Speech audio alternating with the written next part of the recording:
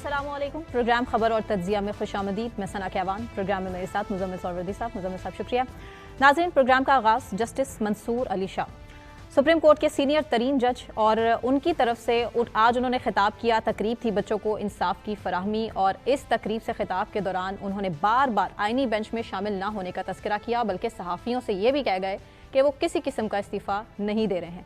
मुज़म्मिल साहब, ये बड़ा मैसेज है। आखिर इस्तीफ़े का दबाव है जस्टिस मंसूर अली शाह के ऊपर जो उन्होंने ये बात की?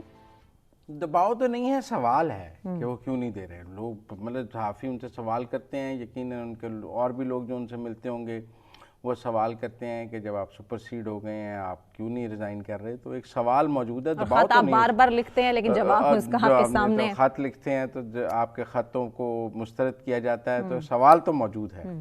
दबाव नहीं है, सवाल मौजूद है, और सवाल उनसे बार बार किया भी जाता है। अच्छा, मैं तो टेक्निकली ना जजेस के इस तरह तकरीब से खिताब करने के हक़ में नहीं। आपने पहले भी प्रोग्राम में जिक्र किया था। लेकिन जजेस का ये तकरीब से खिताब करना, ये यहाँ तो सियासतदानों का काम है, टेक्नोक्रेट्स का काम है। जजेस का काम तो मुकदमे सुनना और फैसले करना।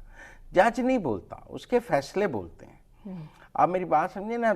मुझे नहीं समझ आती कि ये हमारे जजेस को तकरीब में मेहमान ख़ुसूसी बनने का, फिर वहाँ तकरीर करने का, वहाँ सियासी जुमलाबाजी करने का क्यों शौक़ है, और वो क्यों इस तरह के इन्विटेशन एक्सेप्ट करते हैं और उसके बाद वहाँ पर गुफ्तगू करते हैं, जो जिसको मैं जुडिशल मिसकॉन्डक्ट समझता हूँ। मैं समझता हूँ ये जजेस के मनसब के मुताबिक नहीं है। आपका काम है अदालत में इंसाफ करना, जो मुकदमा आपके सामने लगे और आपके फैसले बोलने चाहिए। मैं तो जजेस की अदालतों में बेजा सियासी रिमार्क्स देने के भी खिलाफ हूँ कि आपका काम नहीं है सियासी रिमार्क्स देना। आपका काम है फैसला करना। आप कोई सवाल पूछना चाहते हैं वकील से ज़रूर पूछें, लेकिन आप जो समाअत के दौरान सियासी तबसरा करते हैं, रिमार्क्स देते हैं, एक सियासी राय अम्मा हमवार करते हैं, एक पॉलिटिकल नैरेटिव बिल्डिंग करते हैं, वो नहीं करना चाहिए वो जजेस को। आपको नहीं लगता मुज़म्मिल साहब, इससे ये तासुर बिल्कुल क्लियर हो जाता है कि जजेस में किस हद तक संगीन हद तक इख्तलाफात मौजूद हैं? नहीं, मेरे ख्याल में उनमें संगीन हद तक इख्तलाफात हैं या नहीं हैं, वो इसको अब कोई बुरा समझते ही नहीं कि वो तकरीब से खिताब कर रहे हैं। उनका काम नहीं है। मतलब आज मंसूर अली शाह साहब ने क्या शॉट है उनका, जो आज सारे मीडिया में चल रहा है, जो आज हेडलाइन है, मतलब जो बहुत है, वो क्या शॉट है, आप सुनवा देते हैं आपको, उसके बाद अब जी। Article 11(3) of the Constitution provides that no child below the age of 14 years shall be engaged in any factory or any other hazardous employment. And hazardous employment is open to interpretation. And we can do that, we go to any limit for that matter. To my mind, even a household could become hazardous depending on the circumstances. So I think 11(3) needs a reinterpretation. Once again, I can't do it. My friend who's from the constitutional bench I urge him to do it, because main to kar nahi sakta, to aap to kar. I'm sorry I keep coming up with this remark at times, but मैं अब क्या करूँ, मैं वो interpretation of constitution कर नहीं सकता। अच्छा ठीक है। But I'm so glad that Jamal साहब is here, so he could do this. जी मुज़म्मिल साहब, ऐसे बात तो उन्होंने 100% दुरुस्त की है कि आज भी वनी जैसा जो एक सिलसिला है हमारे मुल्क में मौजूद है। इसके अलावा जो स्कूल हैं वहाँ पर बच्चों को मारने पीटने का सिस्टम बड़ा कॉमन है। इन सारी चीज़ों से जान छुड़ानी होगी अब। वो लाहौर हाई कोर्ट के चीफ जस्टिस रहे हैं, वो बताते हैं उन्होंने चाइल्ड लेबर पे कितनी सजाएं दी हैं। जब वो लाहौर हाई कोर्ट के चीफ जस्टिस थे, उन्होंने आर्बिट्रेशन कोर्ट्स बनाई ना, तो वो चाइल्ड लेबर कोर्ट्स भी बना देते। वो लाहौर हाई कोर्ट के चीफ जस्टिस रहे हैं। मेरा मतलब है कि आप मुझे बताएं कि मतलब उनका जुडिशल कैरियर आईनी बेंच में बैठ के शुरू होगा, उससे पहले उनका कोई जुडिशल कैरियर नहीं है हमारे सामने। उनका कोई हमारे पास फैसले मौजूद नहीं है। उन्होंने पंजाब के पाकिस्तान के सबसे बड़े हाई कोर्ट की कमांड की है, जिसके वो चीफ जस्टिस रहे हैं। वो बता दें आज चाइल्ड लेबर पे उनकी कितनी जजमेंट्स मौजूद हैं। नहीं जाता हमने मेरी बात सुने ना, उन्होंने कितने सू मोटिव लिए हैं चीफ जस्टिस। क्या उन्होंने ट्रायल कोर्ट्स को, अपने सेशन कोर्ट्स को क्या हदायत जारी की। उन्होंने बड़ा, उनका काम जो सबसे बड़ा समझा जाता है, उन्होंने आर्बिट्रेशन कोर्ट्स बनाई लाहौर हाई कोर्ट में। वो चाइल्ड कोर्ट्स भी बना देते वहाँ चाइल्ड लेबर के। वो को डायरेक्शन जारी कर देते कि बच्चों के मुकदमात तरजीह बुनियादों पर सुने जाएंगे। मेरा ये मौक़िफ़ है कि फिर मैं ये कह रहा हूँ कि जजेस को अपनी तकारीर में पॉलिटिकल पॉइंट स्कोरिंग नहीं करनी चाहिए। मतलब वो आईनी बेंच को रेडिक्यूल करना चाहते हैं, वो आईनी बेंच के कॉन्सेप्ट से मुत्तफिक नहीं है, लेकिन ये पाकिस्तान जस्टिस मंसूर अली शाह की सोच पर नहीं चल सकता। ان کو نہیں قبول یہ 26ویں آئینی ترمیم، ان کے نہیں قبول آئینی بینچ، لیکن یہ پاکستان ان کی سوچ اور ان کی قبولیت کا محتاج نہیں ہے.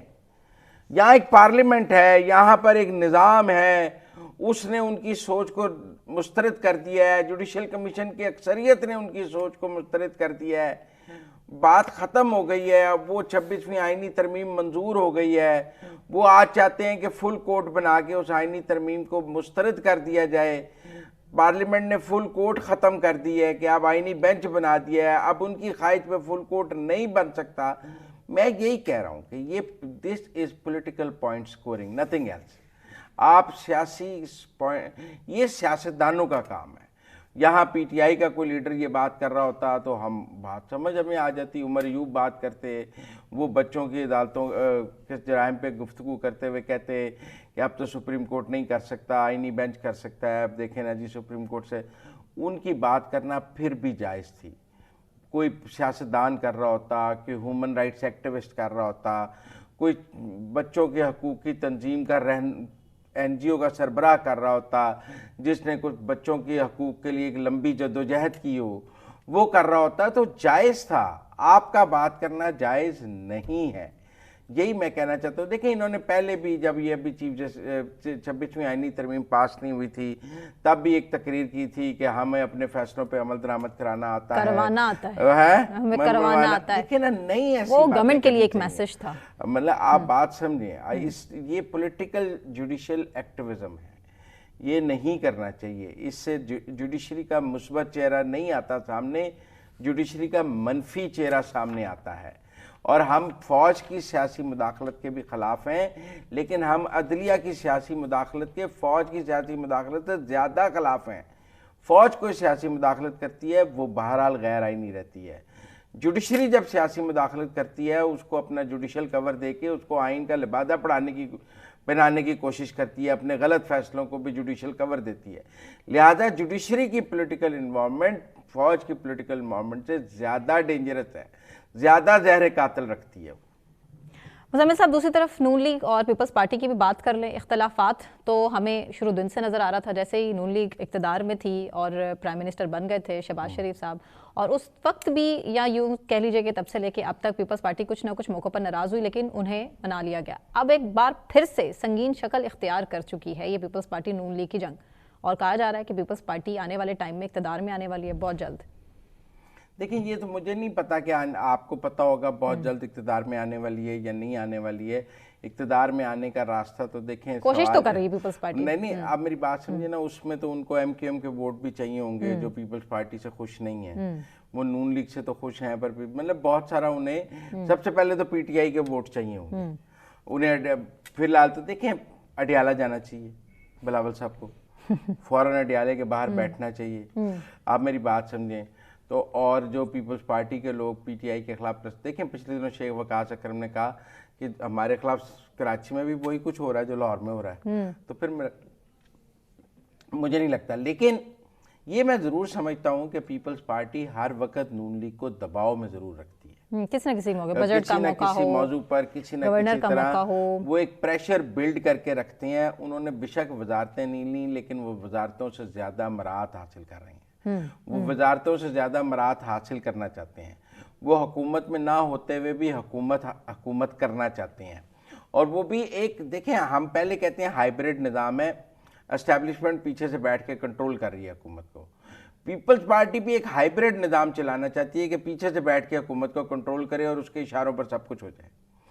وہ جیسے اسٹیبلشمنٹ ہائیبریڈ نظام چلانا چاہتی ہے نا، ویسے پیپلز پارٹی بھی ہائیبریڈ نظام چلانا چاہتی ہے. یہاں آپ وزارتیں لے لیتے یا آپ سکون سے بیٹھ جائیں، دونوں کام نہیں کرنا چاہتے. نہ آپ نے سکون سے بیٹھنا ہے نہ آپ نے وزارتیں. انہوں نے اناؤنس جو کر دیا تھا کہ ہم تو کسی قسم کی وزارتیں نہیں چاہتے، بلاول صاحب کی اسٹیٹمنٹ تھی نا. تو اب صورتحال یہ جو پھڈا ہے نا وہ پنجاب میں ہے، مرکز کا کوئی پھڈا نہیں ہے. مسلم لیگ نون کا موقف ہے کہ ہمیں پنجاب میں پیپلز پارٹی کے ووٹوں کی ضرورت نہیں، لہذا ہم پنجاب میں کو بہت زیادہ سپیس پیپلز پارٹی کو دینے کے لیے تیار بھی نہیں. پیپلز پارٹی پنجاب میں D P O D C Os کی اپوائنٹمنٹ بھی اپنے چاہتی ہے، کچھ اضلاع میں کچھ اور چیزیں اقتدار میں چاہتی ہے، ڈیو شیئر اقتدار میں چاہتی ہے، جو مسلم لیگ نون یا مریم نواز دینے کے لیے تیار نہیں. مرکز میں ان کو جو چاہیے کمیٹیاں بھی مل گئی ہیں اور بھی جو چاہیے وہ حاضر ہے ان کے لیے میز پہ. لیکن یہاں پر پنجاب میں وجہ تنازع پنجاب ہے اور پنجاب میں مسلم لیگ نون کا موقف ہے کہ ہمیں آپ کے ووٹوں کی ضرورت نہیں, جیسے سندھ میں مسلم لیگ نون کے ووٹوں کی پیپلز پارٹی کو ضرورت نہیں ہے. وہ کہتے ہیں ہم کوئی سندھ میں آپ سے کچھ مانگتے ہیں, ہم کو کہتے ہیں سندھ میں ہمارے بھی تو لوگ سندھ میں الیکشن لڑ کے ہار جاتے ہیں, آپ کے پنجاب میں الیکشن لڑ کے ہار جاتے ہیں. آپ بے فکر رہیں, آپ کے جو لوگ ہم نے تو نہیں آپ کی ہاری ہوئی کانسٹیچوئنسیز کو ٹھیک کرنا, اور اگر آپ ہاری ہوئی کانسٹیچوئنسیز کو مسلم لیگ نون کے سر پہ ٹھیک کرنا چاہتے ہیں تو اس کے لیے مسلم لیگ نون تیار نہیں ہے. مجھے یہ لگتا ہے کہ یہ 5 سال ایسے ہی چلیں گے. اچھا, کیونکہ یہ شادی اسٹیبلشمنٹ نے فواد چودھری صاحب نے کہا کہ اگر مولانا چاہیں تو حکومت گھر جا سکتی ہے. چھوڑیں, مولانا کے پاس 8 ووٹ ہیں, وہ کہیں بلاول چاہیں تو جا سکتی ہے تو میں مانوں. اچھا نہیں, وہ تو چاہ رہے ہیں. ابھی تو دیکھیں نا جی, مولانا کی سب سے بڑی ناراضگی تو پیپلز پارٹی کے ساتھ ہے. بل ریجیکٹ کس نے کیا ہے؟ زرداری صاحب, آصف زرداری نے. مطلب بل شہباز شریف نے ریجیکٹ کیا ہے, بل تو آصف زرداری نے صدر پاکستان. حکومت تو اچھے بچوں کی طرح ہر بات مان جاتی ہے مولانا کی. مولانا کا گلہ مسلم لیگ نون سے تو کم ہوگا, پیپلز پارٹی سے زیادہ ہوگا کہ روز بلاول میرے پاس 26ویں آئینی ترمیم کا ووٹ لینے آتے تھے, تو ابا سے میرا بل ریجیکٹ کرا دیا, تو ابا سے بل ہی منظور کرا دیتے, تو پھر میرا مطلب ہے مولانا اور پیپلز پارٹی کی بات کیا ہوگی. لہٰذا میرے خیال میں منظرنامے کو پڑھنے کی ضرورت ہے, لیکن قومی حکومت پہ بہت بات ہو رہی ہے. بہت زیادہ بات ہے. بریک کے بعد کچھ سیاستدانوں نے بہت قومی حکومت کی بات کرنا شروع کر دی ہے. محمد علی دورانی صاحب کو اسی لیے ہم نے میں اس کو انگیج کیا. فیزیبل نہیں سمجھتا, اور 20 سال سے میں قومی حکومت کا منترا سن رہا ہوں, ہر وقت قومی حکومت بنے گی. میں سمجھتا ہوں بن ہی نہیں سکتی ہے, لیکن بہرحال ہمارے سینئر سیاستدان بنانا چاہتے ہیں. محمد علی دورانی صاحب کو لیتے ہیں بریک کے بعد, پھر ہم بات کریں گے. اس پہ ہمارے ساتھ رہیے.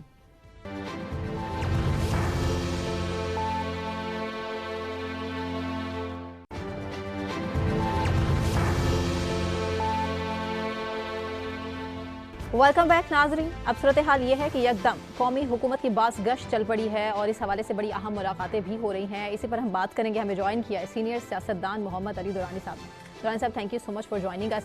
سر, مولانا فضل الرحمان صاحب فی الحال سینٹر آف اٹینشن ہیں اور بہت ہی اہم ملاقاتیں ان سے طے پائی جا رہی ہیں. بلاول صاحب کی بات کر لیں یا اس کے علاوہ فیصل واڈا صاحب کا ذکر کر لوں یا دیگر سیاستدان بھی, آپ کو کیا لگتا ہے کہ آنے والے حالات کتنی جلدی اور تیزی سے بدلنے والے؟ بسم اللہ الرحمن الرحیم. یہ جو سارا ملاقاتوں کا ایک سلسلہ اس وقت چل رہا ہے, یقیناً یہ اہمیت کا حامل ہے, اور اس میں جو نظر آنے والی چیزیں ہیں اور اس کے بیک گراؤنڈ میں جو چیزیں ہیں, غالباً اس وقت جو ہے اب پیپلز پارٹی جو ہے وہ اقتدار کے لیے پر تول رہی ہے, اور وہ چاہ رہی ہے کہ آئندہ جیسے ایک ایگریمنٹ تھا کہ 50-50 کی بیس پہ چلیں گے, آدھا وقت وہ حکومت کریں گے, آدھا وقت یہ کریں گے, تو انہوں نے اپنی معاونت کا وقت گزار لیا, تو اب وہ اقتدار کی تیاری کر رہے ہیں. اور اس تیاری کے اندر جو پیپلز پارٹی کی خواہش ہے وہ یہ ہے کہ وہ اگلی حکومت کی فارمیشن میں نون کے سے ہٹتے ہوئے پی ٹی آئی کو اپنے ساتھ شامل کریں. اچھا. اور ہاں, اس کے لیے جو ہے وہ مولانا کو بحیثیت ایک فیسیلیٹیٹر یا ایک مفاہمت کار کے طور پہ یا سہولت کار کے طور پہ جو ہے وہ ان سے مدد لینے کی کوشش کر رہے ہیں. تو یہ جو ہے یہ انٹرسٹنگ ڈیولپمنٹ ہے. دورانی صاحب, آپ پارلیمنٹ میں رہے ہیں, سینیٹر رہے ہیں, ابھی 26ویں آئینی ترمیم کو بھی روکنے کے لیے آپ نے بہت محنت کی ہے اور بار بار ملاقاتیں کی ہیں کہ یہ ترمیم پاس نہ ہو سکے. دیکھیں, اینڈ آف دی گیم تو گیم فگرز کا ہے.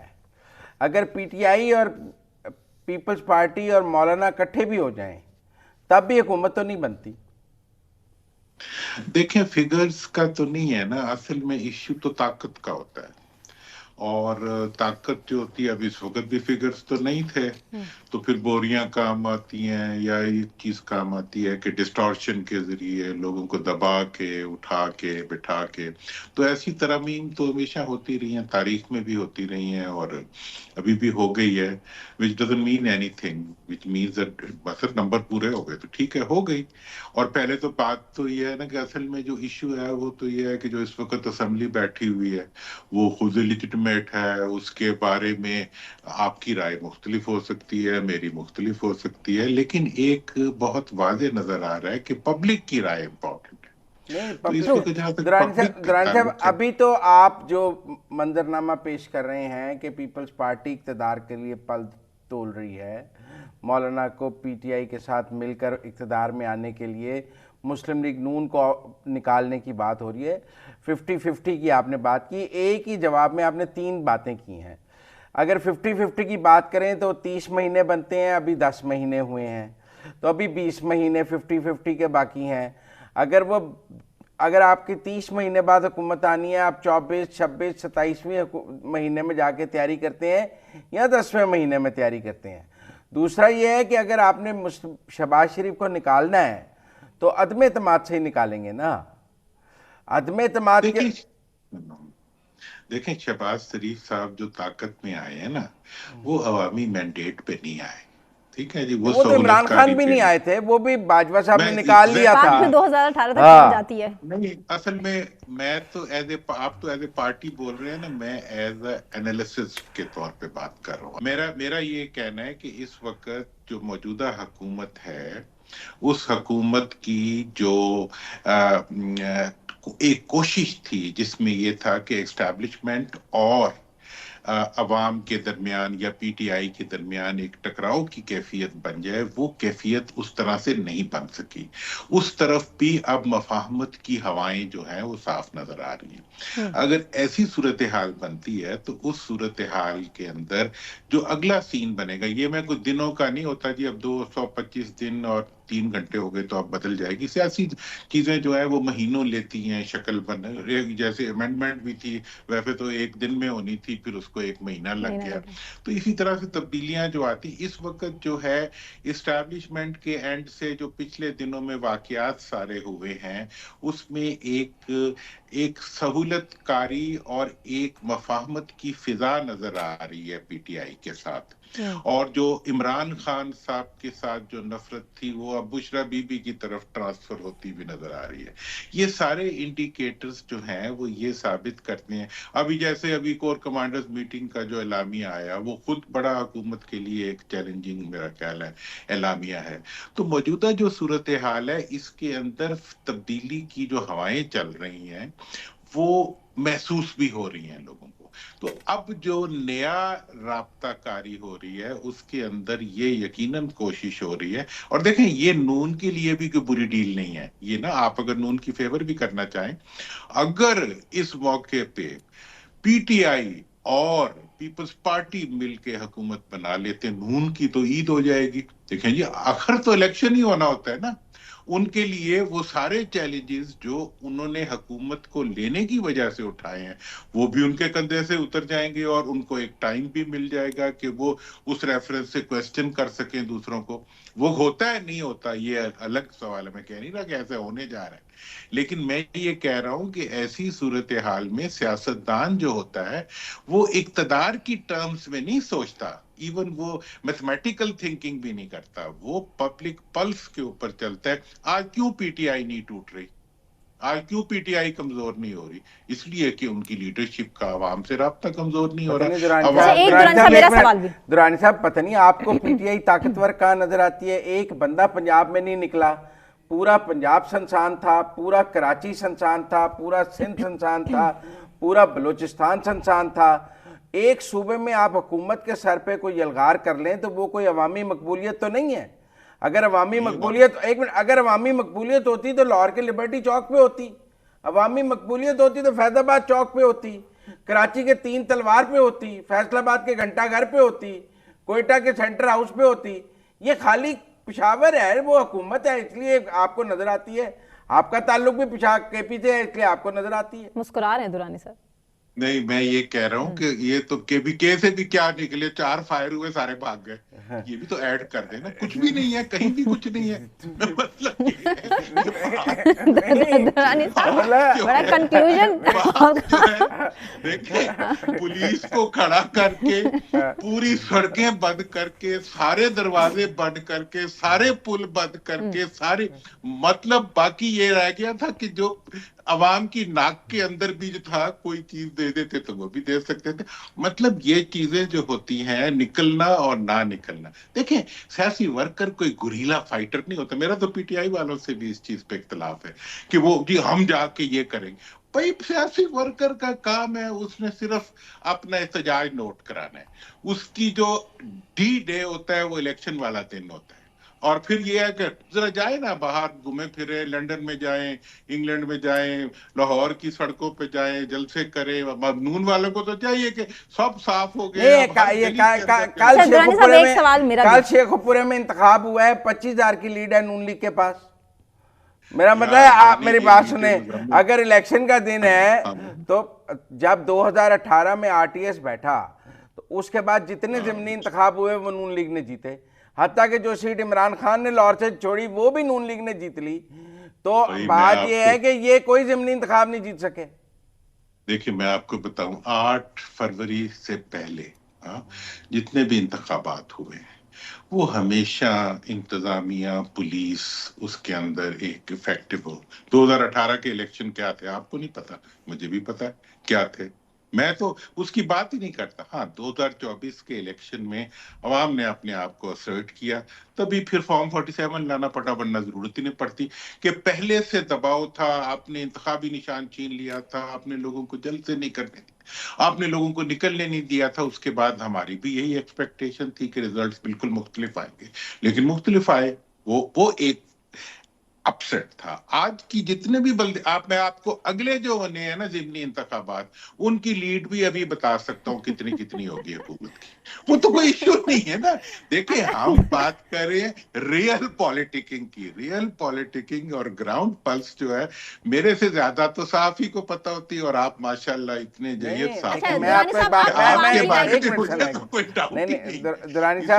درانی صاحب, ہم نے آمریت کے خلاف بھی جدوجہد دیکھی ہے, ہم نے حکومتوں کے خلاف یہاں مارچ بھی دیکھے ہیں, یہاں فوجی آمریت کے خلاف بھی پاکستان کے لوگوں نے ہمیشہ, لاہور پنجاب کے لوگ ہمیشہ نکلے ہیں جب انہوں نے کسی پارٹی کو سپورٹ کیا ہے. سوال یہ ہے کہ آج وہ جب پی ٹی آئی کے لیے نہیں نکل رہے تو سمجھیں وہ پی ٹی آئی کو نہیں سپورٹ کر رہے. دیکھیں میں اس سے جو مطلب لے رہا ہوں نا, دیکھیں پی ٹی آئی کا جو لوگوں کو نہ نکال سکنے والا ایک جو اس وقت چارج ہے, وہ میں سمجھتا ہوں وہ صحیح چارج ہے. چونکہ پی ٹی آئی کی حکمت عملی سیاسی نہیں ہے, ان کی جنگی حکمت عملی ہے.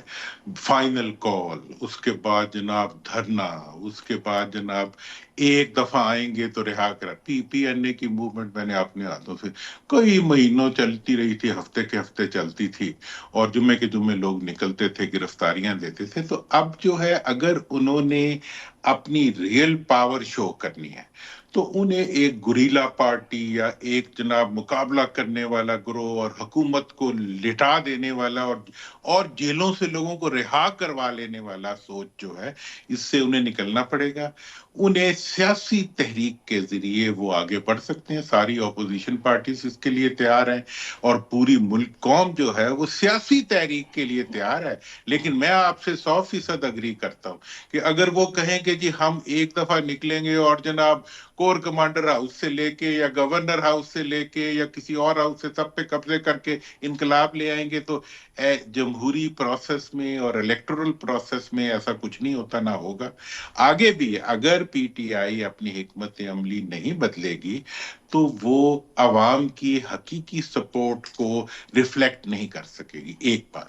دوسری بات یہ ہے کہ آج جو تبدیلی مجھے ہواؤں میں محسوس ہو رہی ہے, اس سے میں آپ کے آپ کے ساتھ تو ایک پتہ ہی ہے جو تعلق ہے, تو میں یہ محسوس کر رہا ہوں کہ یہ تبدیلی جو ہے اس وقت یہ حکومت کے ایوانوں کے اندر گھوم پھر رہی ہے, اور جو کمپلیٹ ٹکراؤ کی کیفیت تھی پی ٹی آئی کی اسٹیبلشمنٹ کے ساتھ, وہ اس نے لوور ڈاؤن کر لی ہے اپنی, اور اس کی وجہ خواہ پبلک سپورٹ ہے یا پی ٹی آئی کی حکمت عملی کی تبدیلی ہے.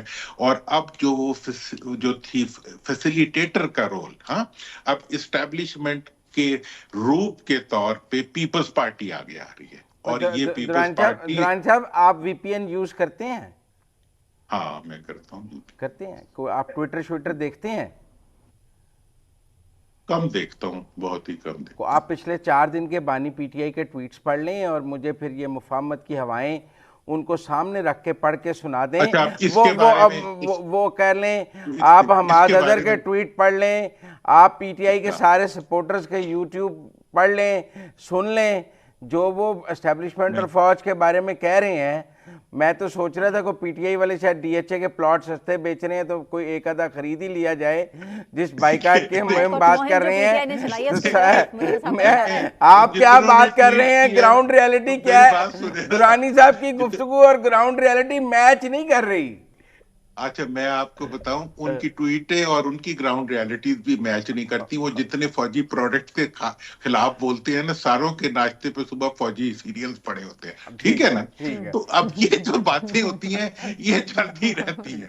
अच्छा, आप किसी के बेस पे जाके देख ले, मतलब उससे बेहतर कोई प्रोडक्ट ही नहीं थी, वो पड़ी होती है। इसी तरह मैकडोनल्ड्स का भी बाइकआउट करके सारे पहुंचे भी होते हैं वहां पे। तो ये जो मैं जो बात कर रहा हूँ इस वक्त, वो मैं ये आपको बता रहा हूँ कि पीटीआई वालों का काम ही ये, एक तरफ प्रेशर डालते हैं, दूसरी तरफ इसी तरह हर कोई इसी तरह करता है। मियां साहब क्या करते थे, गुजरांवाला में जाके किताब करते थे, अगले दिन जाके कुछ और। ये सियासतदानों का देखें, सबसे मुअस्सर तहरीक जो था चलाई थी कुलसूम बीबी ने चलाई थी नवाज शरीफ साहब के लिए।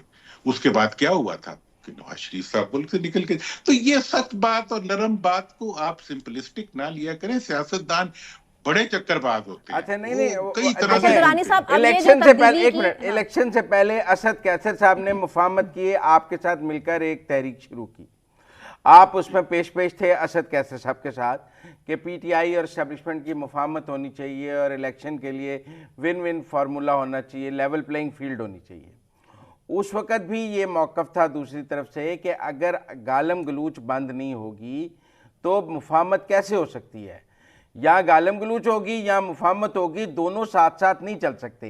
अब मैं आप ना बता, देखें मैं गाली, देखें अब 2-3 बातें इसको जरा 1 मिनट में मैं बयान कर देता हूँ। पहली बात तो ये है कि मुझे जलसे में गाली दो तो मैं माइंड करता हूँ, सोशल मीडिया जो मर्जी कर लो मैं माइंड नहीं करता, ठीक है जी। आप एस्टेब्लिशमेंट के बारे में भी ये बात कहें, पहले मेरी बात सुन लेंगे तो सारा पूरा जवाब मिलेगा, समझ में आ जाएगी सूरत हाल। जी जी, आपने जो पहली हमारी वो जो हुई थी इकट्ठे, हमने यूनानिमस एक रेजोल्यूशन दिया था पीटीआई के साथ, उसके बाद आपने देखा कि जलसों में पाक फौज जिंदाबाद के नारे भी लगे और पब्लिकली जलसों के अंदर और मुकामी लीडरों ने कोई लूज टॉक करनी बंद कर दी।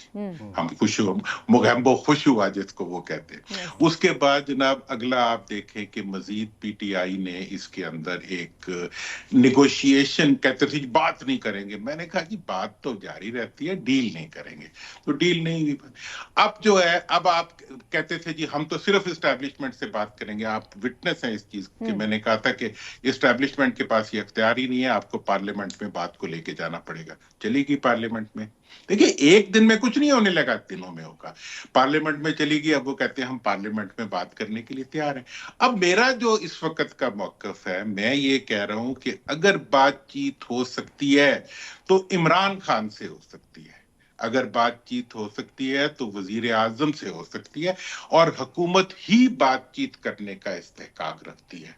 अगर शहबाज साहब ने बात करनी है तो या उनको कैदियों को छोड़ना पड़ेगा, इमरान खान को छोड़ के सामने बिठाना पड़ेगा। दूसरी तजवीज मैंने ये दी है कि वो खुद जेल में चले जाएं, किसी तरह भी जाएं। तो अब ये है कि इस सारी सूरत हाल के अंदर अब जो है मामला बहुत, मेरा ख्याल ये कि मुल्की मफाद नहीं, असल में ना मेरे पास वक्त कम है। जब शहबाज शरीफ से मुफाहमत हो रही थी तो आप कोट लखपत जेल गए थे एस्टेब्लिशमेंट की तरफ से, ठीक है ना, और वो मुफाहमत कराने के लिए आप एस्टेब्लिशमेंट की तरफ से कोट लखपत जेल गए थे शहबाज शरीफ से बात करने। तो आज आप पटियाला चले जाएं एस्टेब्लिशमेंट की तरफ से इमरान खान से बात करने। आपने तो ये काम हमेशा किया है। देखिए मेरी जगह मोहम्मद अली सैफ कर रहा है, बात तो एक ही है, मोहम्मद अली दुरानी की जगह मोहम्मद अली सैफ कर रहा है। अच्छा बात सुने, लेकिन दुरानी साहब तब्दीली की हवाएं चल पड़ी हैं, तब्दीली आने वाली है, कब से सुन रहे हैं? ये तो 2 साल हो गए इलेक्शन के बाद से अब तक। दुरानी साहब को जवाब देने दें, एक मिनट जी। हाँ, मैं आपको बताऊं कि जब मैं जेल में गया था शहबाज साहब से मिलके, मैंने बाहर आते ही क्या कहा था, मैंने खान साहब से कहा था कि खान साहब आप किसी को चोर नहीं कह सकते, جب تک عدالت ڈکلیئر کر دے. یہی بات میں نے شہباز صاحب سے بھی کہی ہے. اور اس کے بعد آپ نے دیکھا تھا کہ کچھ عرصے بعد شہباز صاحب باہر آ گئے تھے. پھر آپ نے یہ بھی دیکھا کہ اس ملاقات کے بعد جو ہے پھر حکومت بھی بدل گئی تھی. مطلب یہ ہے کہ جب نرمی پیدا ہوتی ہے تو نرمی کے نتیجے میں رویدگی، نئی چیزیں پیدا ہوتی ہیں. اور سیاست اسی چیز کا نام ہے، مفاہمت اسی چیز کا نام ہے. سختی کے ساتھ، ٹکراؤ کے ساتھ مار دیں. اب جی کیا جی افغان آ گئے تھے، اب یہ وزیر اعظم صاحب کو کہنا چاہیے تھا کہ افغان آ گئے تھے. وہ ڈی پی او نے اس کی وہ تردید کر دی، اس نے نہیں، افغان نہیں تھے، انآئیڈینٹیفائڈ پرسنز تھے. مطلب یہ جو شدید رویے ہوتے ہیں، یہ سیاستدان کے پی کے والوں کو برا کہنا، میں سمجھتا ہوں دیکھیں شہباز صاحب اور حکومت کا تو یہ وقت ہے کہ وہ کے پی کے پٹھانوں پہ ان کی تعظیم کریں بجائے اس کے کہ ان کی توہین کریں. فسادی ٹولہ آ گیا. وہ یار آپ مجھے یہ بتاؤ کہ ایک سرکاری خرچے پہ مرکزی حکومت صوبائی حکومت کے خلاف کیسے کیمپین چلا سکتی؟ نہیں چلانی چاہیے اشتہاروں. مطلب یہ اشتہاروں سے اور ایک صوبائی حکومت کو 1122 کی گاڑیاں، پولیس کی گاڑیاں لے کر وفاق پر چڑھائی کر لینی چاہیے. انہیں عوام کو نہیں بتانا چاہیے کہ یہ چڑھائی انہوں نے پیسے سے کی ہے سرکار کے. ان کا بتانا جرم ہے، ان کا کرنا جرم نہیں ہے. درانی صاحب میں آئی جے آئی کی طرف سے میاں نواز شریف صاحب کے ساتھ ایمبولینس سے پولیس کی گاڑیاں لے کے کے پی کے کی حکومت کے خلاف، جب وہاں پیپلز پارٹی کی حکومت تھی، میں خود اس جلوس میں گیا ہوا ہوں جس میں پولیس بھی ہوتی تھی، ایمبولینس کی گاڑیاں بھی ہوتی تھی. کسی نے نہیں مارے ڈنڈے، کسی نے گیس نہیں ماری. اور کیا کرنے گئے تھے؟ ووٹ آف نو کانفیڈنس کرانے گئے تھے پیپلز پارٹی کے خلاف. جلسہ ہوا وہاں پہ، جیل میں جا کے ملے، پورے شہر میں گھومتے رہے، کوئی خبر نہیں بنی. آپ نے تو خبریں بنا کے پی ٹی آئی کا گراف چڑھا دیا ہے کہ 80% ایئر ٹائم جو ہے وہ پی ٹی آئی. ابھی دیکھیں نا ہمارا پورا ٹاک شو جو ہے وہ پی ٹی آئی کے نام ہو گیا، اور آدھی 30% لیکن آپ بزد ہیں کہ تبدیلی کی ہوائیں چل پڑی. ہمارے پاس اب ٹائم نہیں ہے. بہرحال آپ اقتدار میں بھی تو پی ٹی آئی کو لانے کی باتیں کر رہے ہیں نا، تو پی ٹی آئی کی بات کریں گے آپ سے. اور درانی صاحب نے کلیم کیا کہ تبدیلی کی ہوائیں چل پڑی ہیں اور جلدی ہمیں تبدیلی ہوتی نظر بھی آئے گی. بہت شکریہ درانی صاحب. بریک لیتے ہیں، بریک سے واپس آنے کے بعد کنٹینیو کریں گے. ہمارے ساتھ رہیے.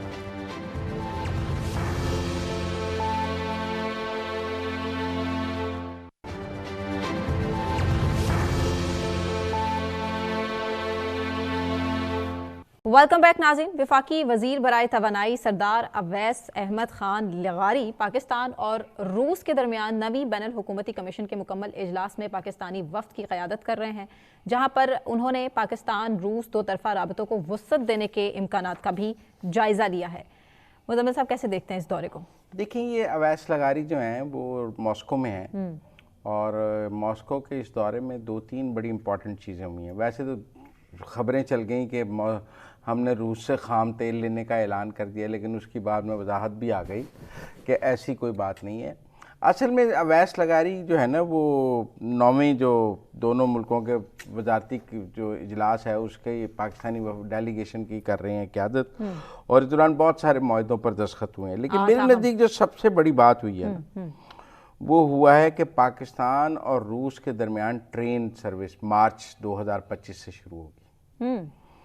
پاکستان اور روس کے درمیان یہ بذریعہ ایران اور آذربائیجان، اور یہ پھر ادھر سے جائے گی روس، اور یہ پہلی جو ٹرائل رن روس سے ایران اور آذربائیجان کے راستے مارچ کے اوائل میں ہوگی. دیکھیں نا یہ مال برادر ٹرین ہوگی جو پاکستان کا مال ایران، آذربائیجان اور پھر روس لے کے جائے گی، اور روس، آذربائیجان اور ایران سے مال لے کے پاکستان آئے گی. جی تو یہ گڈس ٹرین ہوگی، اور میں سمجھتا ہوں کہ یہ بہت ایک بڑا جو سنگ میل ہوا ہے کہ پاکستان اور روس کے درمیان بڑا پروجیکٹ ہے کے درمیان ٹرین سروس کا جو آغاز ہونے لگا ہے مارچ 2025 میں. مطلب ہم بات کر رہے ہیں تو 3 ماہ بعد اس کا ٹرائل رن شروع ہو جائے گا، اور یہ اویس لغاری کے دورے کی ایک بڑی کامیابی ہے.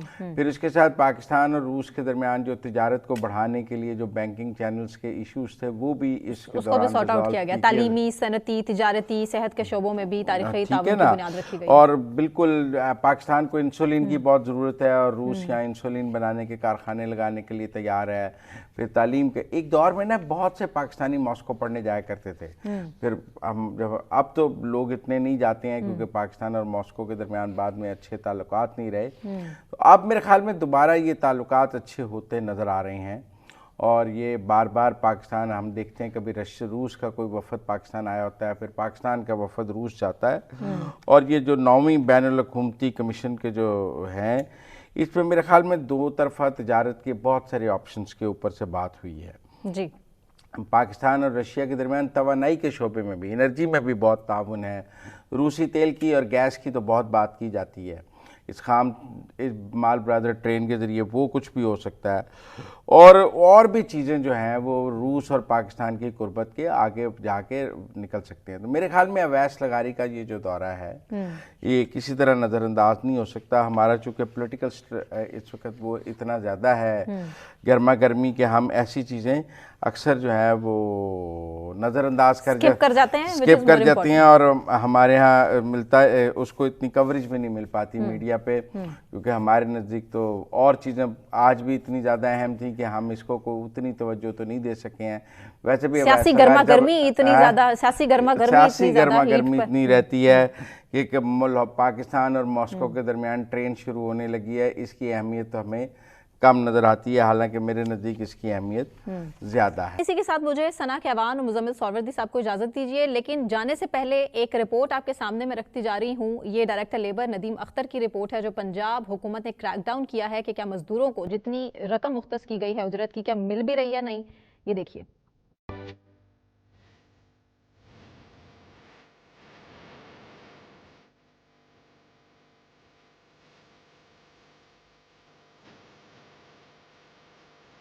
سے پہلے آپ کا شکریہ ادا کرتا ہوں کیونکہ آپ کی چینل کی وساطت سے ہم بڑا ایک اہم پیغام جو ہے وہ دینا چاہ رہے ہیں تمام ادارہ جات کو, جو کاروباری ادارہ جات ہیں, پرائیویٹ آرگنائزیشنز ہیں جن میں فیکٹریز ہیں, آفیسز ہیں, شاپس ہیں. گورنمنٹ نے جولائی 2024 سے منیمم ویج جو ہے وہ 37,000 مقرر کر دی گئی ہے, مگر بدقسمتی سے ابھی تک اس پر پوری طرح عمل درآمد نہیں ہو سکا.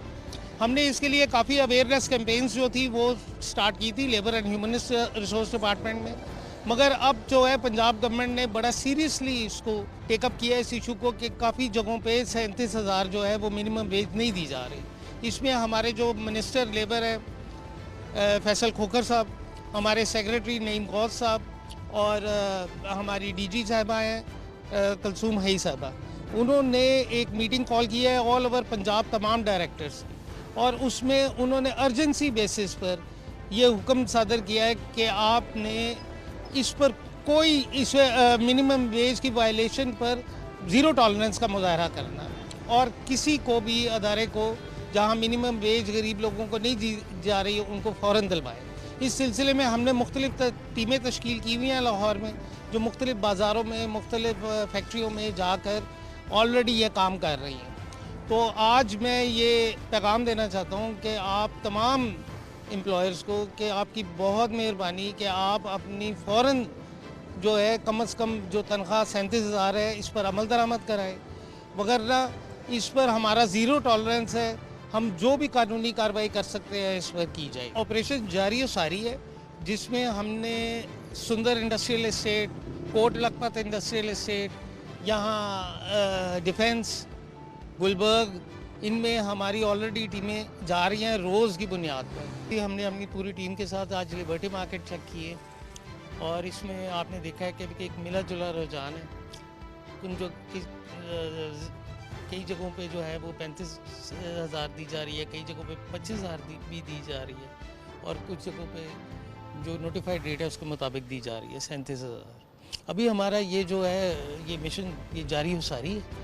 ابھی ہم اس کو اور مارکیٹ کو اور تھورلی بھی چیک کریں گے. جہاں ہمیں کہیں وائلیشن نظر آئے گی وہ جو ہم قانون کے تحت ان کے خلاف چلان کریں گے اور میجسٹریٹ کی عدالت کو بھجوائیں گے, اور ان پہ کوشش بھی ساتھ پیچھے کوشش بھی کریں گے کہ میکسیمم جرمانہ ہو. اس میں پہلے آفینس پہ میکسیمم جرمانہ جو ہے وہ 25,000 ہے, اور سیکنڈ آفینس پہ تو जुर्माना डबल हो जाता है और बल्कि जेल की सज़ा भी दी जा सकती है। देखिए जो मैनेजर है ना वो हमारे कानून में वो भी मालिक ही कहलाता है, तो ये तो अब डिपेंड करता है कि चालान जो है वो किसके नाम का काटे।